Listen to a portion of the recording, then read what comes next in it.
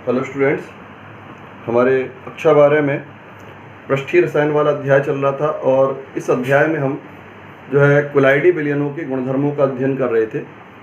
तो कोलाइडी विलयन के कुछ गुणधर्म हम पढ़ चुके थे। आज हम कुछ और गुणधर्मों को पढ़ने जा रहे हैं।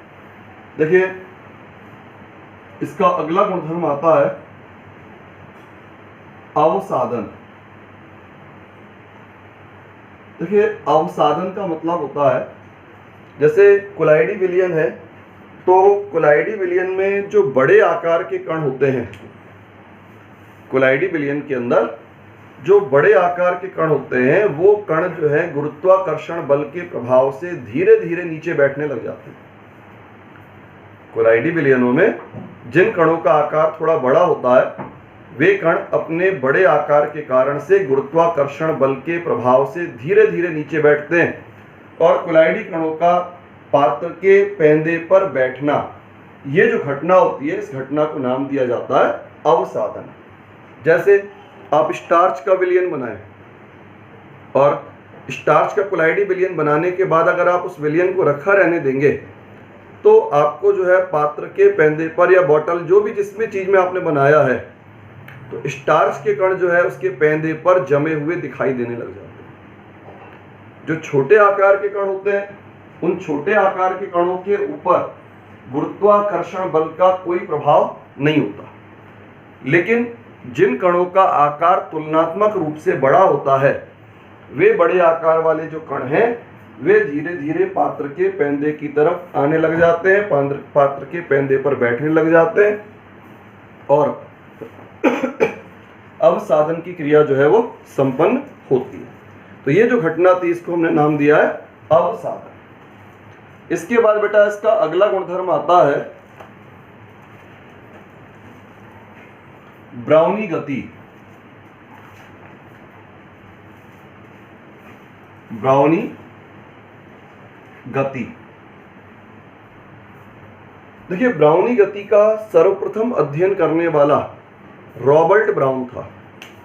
रॉबर्ट ब्राउन के द्वारा जो है ब्राउनी गति का पहली बार अध्ययन किया गया। अब रॉबर्ट ब्राउन ने पानी के अंदर तैरते हुए पराग कणों की गति का अध्ययन किया।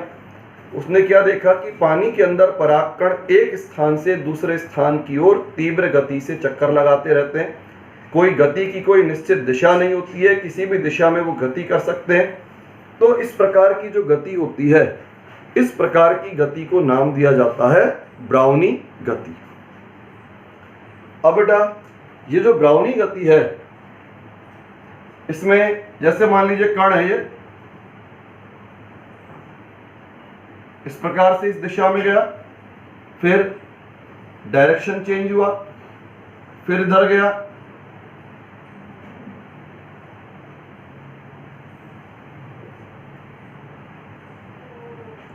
डायरेक्शन चेंज हुआ। इस तरह से कण जो है निरंतर गतिशील अवस्था में बने रहते हैं और कण जो है जब एक स्थान से दूसरे स्थान तक निरंतर गति करते रहते हैं तो ये जो गति है, इस गति को नाम दिया जाता है ब्राउनी गति। अब बेटा, इस गति का कारण क्या है? देखिए, इस गति का कारण होता है परिक्षिप्त प्रावस्था के कणों के ऊपर परिक्षेपण माध्यम के कणों की असमान टक्कर है। परिक्षिप्त प्रावस्था के कणों के ऊपर परिक्षेपण माध्यम के कणों की असमान टक्करें, ये जो है ब्राउनी गति का कारण होती है। जैसे ये आपका कोलाइडी कण है। अब इस कोलाइडी कण के ऊपर ये आपके रेड वाले जो है परिक्षेपण माध्यम के कण हैं। तो अब इन कणों के प्रभाव से, इन कणों की असमान टक्करों के प्रभाव से आपका कोलाइडी कण जो है आगे चला गया। फिर अब इस कोलाइडी कण के ऊपर फिर टक्करें हुई, परिणामी डायरेक्शन इस दिशा में,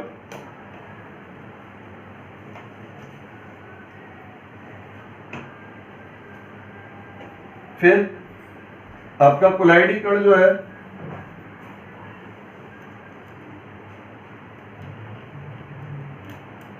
इस दिशा में, तो लगातार जो है कणों की टक्कर होती है। परिक्षिप्त प्रावस्था के कणों के ऊपर परिक्षेपण माध्यम के कण निरंतर टकराते रहते हैं और इन टक्करों के परिणाम स्वरूप कुलाइडी कण जो है निरंतर गति करता रहता है और इस कुलाइडी कणों की इस निरंतर गति को हम नाम देते हैं ब्राउनिक गति।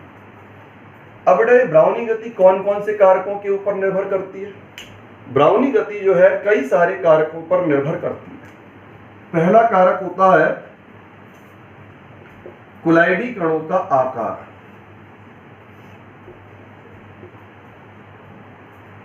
अगर कुलाइडी कण आकार में बड़ा है, ज्यादा बड़ा है, तो ऐसी अवस्था में माध्यम के कणों की टक्कर का प्रभाव बहुत कम हो जाएगा, यानी ब्राउनिक गति बहुत सीमित होगी।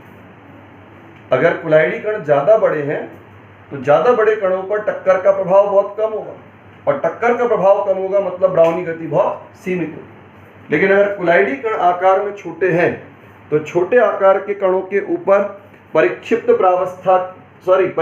माध्यम के कणों की टक्करों का प्रभाव ज्यादा होता है।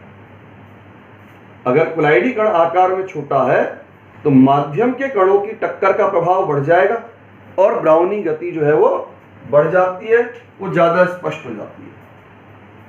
दूसरा कारक होता है तापमान। तापमान का क्या प्रभाव होता है? तापमान के द्वारा कणों की गतिज ऊर्जा के ऊपर प्रभाव पड़ता है। जैसे जैसे ताप बढ़ता है, ताप वृद्धि के साथ साथ कणों की गतिज ऊर्जा बढ़ती है। गतिज ऊर्जा बढ़ेगी तो टक्करें तेज होंगी और टक्करें तेज होंगी तो ब्राउनिक गति भी बढ़ेगी। अधिक ताप, अधिक ब्राउनिक गति, ताप घटेगा, ब्राउनिक गति जो है उसमें कमी आने लगती है। तीसरा फैक्टर होता है यहां पर विलयन की श्यानता। अब श्यानता का क्या प्रभाव होना है? देखिए श्यानता का प्रभाव, अगर विलयन हमारा गाढ़ा है तो गाढ़े विलयन का मतलब उसके ऊपर उसमें कुलाइडी कणों की जो गति होगी उसमें बाधा पड़ेगी, उसमें घर्षण ज्यादा लगेगा और घर्षण ज्यादा होगा तो आपकी ब्राउनिक गति जो है वो काफी कम हो जाएगी। अगर कुलाइडी विलयन की श्यानता अधिक है अर्थात विलयन गाढ़ा ज्यादा है तो कुलाइडी कणों का माध्यम के साथ घर्षण बढ़ जाता है और घर्षण ज्यादा होने का मतलब है कुलाइड आपकी ब्राउनिक गति जो है वो सीमित हो जाती है। अब ये तो रहे कारक जिनका ब्राउनिक गति के ऊपर प्रभाव पड़ता है। दूसरी बात आती है इस ब्राउनिक गति का महत्व क्या है। अगर हम महत्व की बात करें तो ब्राउनिक गति का मुख्य महत्व होता है, सबसे इंपॉर्टेंट महत्व होता है, इसमें ब्राउनिक गति जो है आपके विलयनों को स्थायित्व प्रदान करने का कार्य करती है। स्थायित्व प्रदान करना, कुलाइडी विलयनों को स्थायित्व प्रदान करने का मुख्य कार्य जो है वो ब्राउनिक गति का। कैसे? जब कण निरंतर गति करते रहेंगे तो वांडरवाल आकर्षण बल कणों को एक दूसरे से नहीं जोड़ पाएगा। अगर कण स्थिर हो जाते हैं तो धीरे धीरे वांडरवाल आकर्षण बल कणों को एक दूसरे से जोड़ने लग जाएगा, कणों का आकार बढ़ेगा और आकार बढ़ने के साथ साथ स्कंदन या अवक्षेपण की क्रिया संपन्न होने लग जाती है। तो कुलाइडी कणों की जो स्थायित्व है उसमें ब्राउनिक गति का भी एक इंपॉर्टेंट योगदान होता है।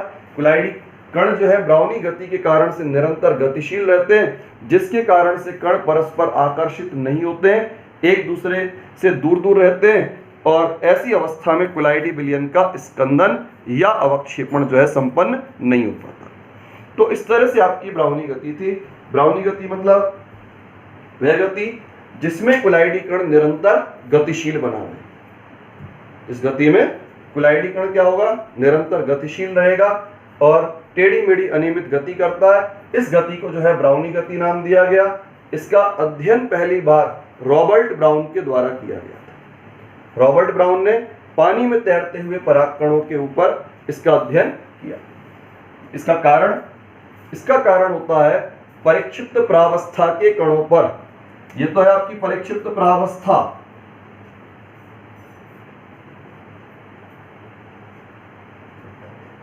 और ये है आपका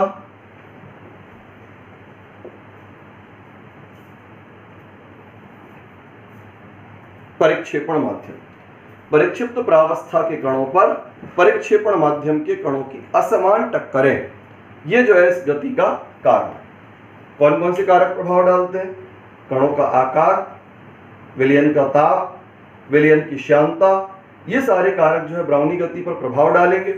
और महत्व क्या है इसका? महत्व होता है कोलाइडी विलयनों का स्थायित्व। किसी कोलाइडी विलयन का स्थायित्व जो है आपके ब्राउनी गति के कारण से होता है। कण जब तक निरंतर गति करता रहेगा, कण एक दूसरे से जुड़ेंगे नहीं, और जब तक कण आपस में एक दूसरे से नहीं जुड़ते हैं तब तक कोलाइडी विलयन स्थायी रहता है, उसका स्कंदन या उसका अवक्षेपण संपन्न नहीं।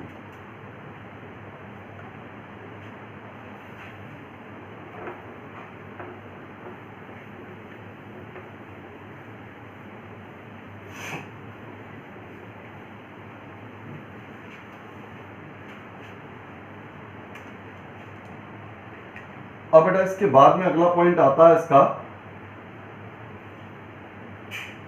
टिंडल प्रभाव।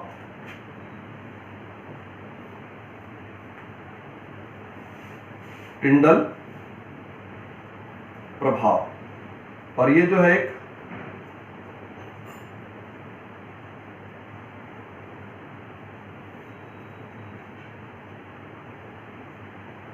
प्रकाशिक गुणधर्म होता है। टिंडल प्रभाव क्या है? एक प्रकाशिक गुणधर्म। देखिए टिंडल प्रभाव का अर्थ क्या है? टिंडल प्रभाव का अर्थ होता है जब किसी कोलाइडी विलयन पर प्रकाश पड़ता है, जब किसी कोलाइडी विलयन पर प्रकाश पड़ता है तो प्रकाश का पथ एक चमकीली रेखा के रूप में दिखाई देता है। जब किसी कोलाइडी विलयन पर प्रकाश पड़े तो प्रकाश का पथ एक चमकीली रेखा के रूप में दिखाई देगा। ये जो घटना होती है, इस घटना को हम नाम देते हैं टिंडल प्रभाव। अब इस घटना का कारण क्या होता है? इस घटना का कारण होता है कोलाइडी कणों के ऊपर, कोलाइडी कणों के ऊपर जब प्रकाश पड़ता है तो कोलाइडी कण अपने ऊपर पड़ने वाले प्रकाश का प्रकीर्णन कर देते हैं, और जब कोलाइडी कणों के द्वारा अपने ऊपर पड़ने वाले प्रकाश का प्रकीर्णन किया जाएगा तो उसके कारण से प्रकाश का पथ आपको चमकता हुआ दिखाई देता है। तो जब भी किसी कोलाइडी विलयन में प्रकाश डाला जाए तो प्रकाश का पथ एक चमकीली रेखा के रूप में दिखता है, और प्रकाश पथ का एक चमकीली रेखा के रूप में दिखाई देना, ये जो घटना होती है इसको नाम दिया जाता है टिंडल प्रभाव। इसको हम यहाँ एक चित्र के माध्यम से देख रहे हैं।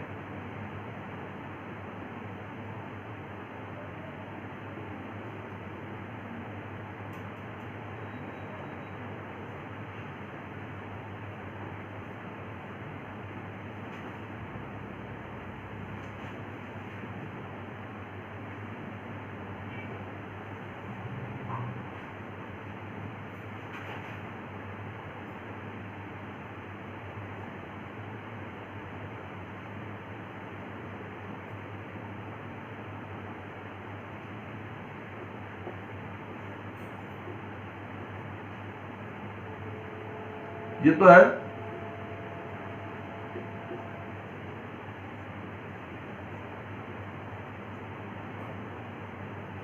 साधारण विलयन या वास्तविक विलयन, और यह आपका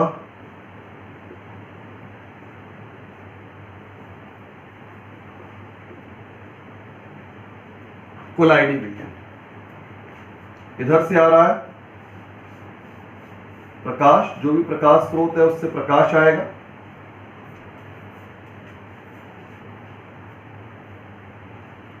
और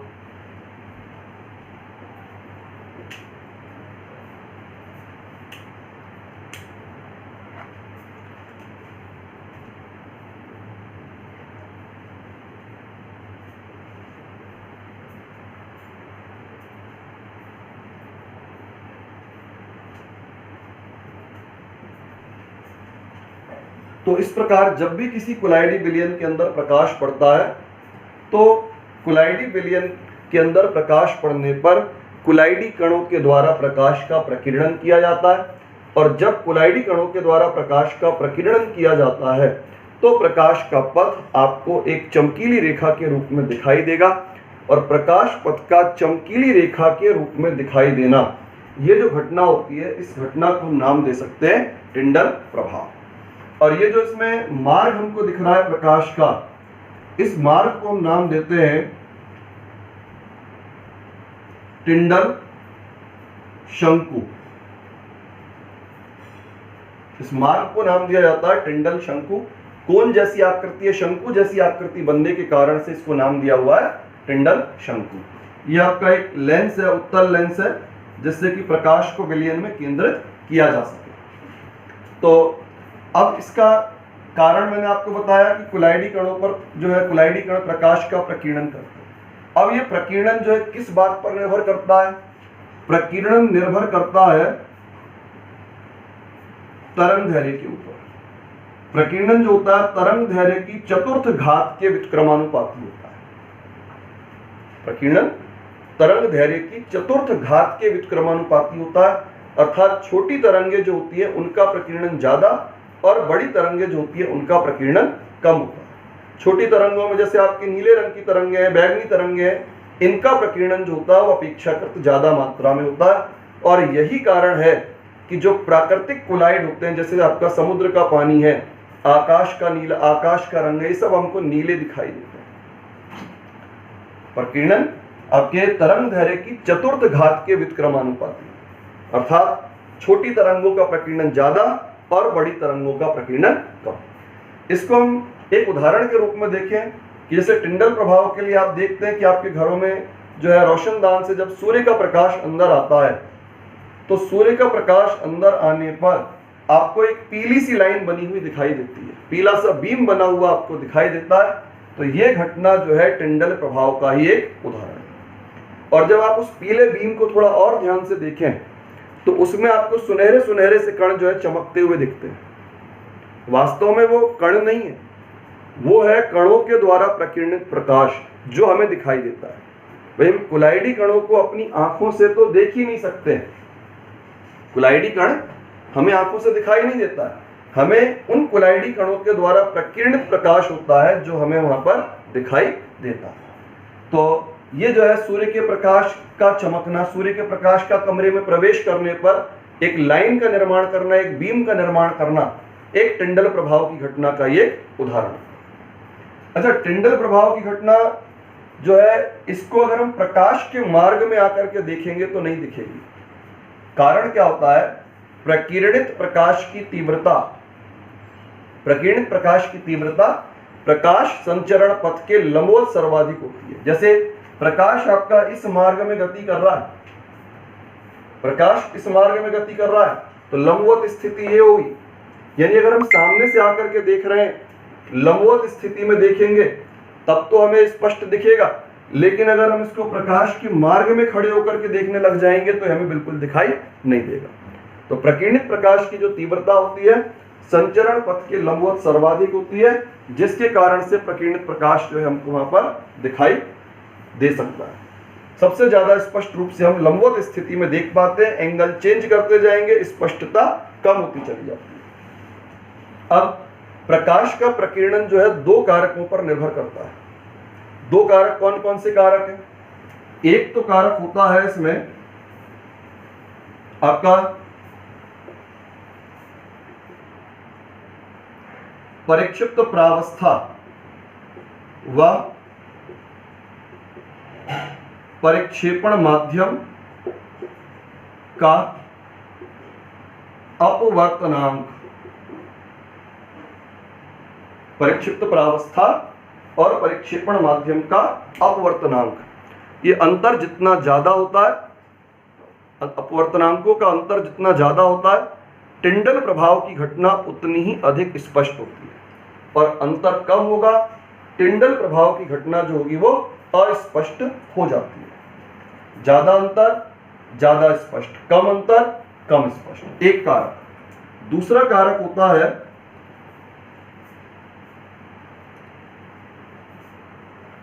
प्रकीर्णित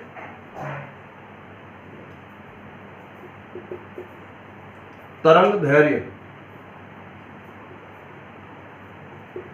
व कण का व्यास लगभग समान। मतलब प्रकीर्णन जो है कणों के आकार पर भी निर्भर करता है। कण का आकार अगर छोटा है तो छोटी तरंग दैर्घ्यों का प्रकीर्णन ज्यादा होता है, आकार बड़ा है तो बड़े रंग की तरंग दैर्घ्यों का प्रकीर्णन होता है। यानी कणों का जो प्रकाश का जो प्रकीर्णन है वो कण के आकार के ऊपर निर्भर करता है। कण छोटे हैं तो छोटी तरंग दैर्घ्यों का प्रकीर्णन ज्यादा होगा, और कण अगर बड़े हैं तो बड़ी तरंग दैर्घ्यों का प्रकीर्णन ज्यादा। तो ये भैया टिंडल प्रभाव है। अब इसका अगर हम महत्व देखें तो हम टिंडल प्रभाव के माध्यम से वास्तविक विलयन को और कुलाइडी विलयन को पहचान सकते हैं। कैसे? कुलाइडी विलयन है तो टिंडल प्रभाव की घटना दिखेगी, और अगर वास्तविक विलयन है, साधारण विलयन है, कोई टिंडल प्रभाव की घटना हमको नहीं दिखेगी। फिर इस टिंडल प्रभाव की घटना का प्रयोग करके जिग्मोंडी नाम के वैज्ञानिक के द्वारा एक जो है सूक्ष्मदर्शी बनाया गया, और उस सूक्ष्मदर्शी का नाम था अल्ट्रा सूक्ष्मदर्शी या अति सूक्ष्मदर्शी।